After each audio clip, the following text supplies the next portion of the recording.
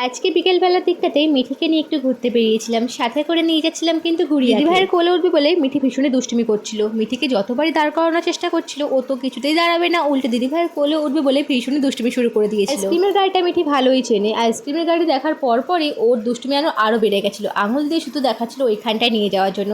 তারপরে আর কি গুড়িয়া একটু ভুলিয়ে ভালিয়ে ফুল দিয়ে তারপরে আমরা কিন্তু এখানটায় মিঠিকে নিয়ে সাথে করে চলে এসেছিলাম। কিন্তু একটা বৃদ্ধাশ্রম হয়েছে, বেশ কিছুদিন হয়েছে, তো ভাবি এখানটায় যেন কেউ না আসে, এটাই বলছিলাম। তো যাই হোক, তারপরে আমরা এই বৃদ্ধাশ্রমের পাশে একটা জায়গা আছে বেশ সুন্দর, তো এখানটায় মিঠিকে নিয়ে একটু ঘুরতে এসেছিলাম। আর মিঠির কিন্তু একটা বান্ধবীও আছে, তোমরা হয়তো দেখেই নিয়েছো, দুজনে মিলে বেশ মজা করছিল। তারপর ছাগল দেখে মিঠি তো আরও খুশি হয়ে গেছিলো, গরু ছাগল এগুলো দেখলে যে মিঠি ভীষণই খুশি হয়ে যায়। দুই বান্ধবী মিলে তো বেশ মজা করছিল, একজন ধূপ করে পড়ছিল, একজন উঠে দাঁড়াচ্ছিল, আর একজন ধূপ করে পড়ছিল। তারপরে আমরা কতক্ষণ এখানে ছিলাম, তারপরে মিঠির পিমনি চলে আসলো, আর ভীষণ মেঘ করেছিল বলে আমরা বাড়িতে চলে এসেছিলাম।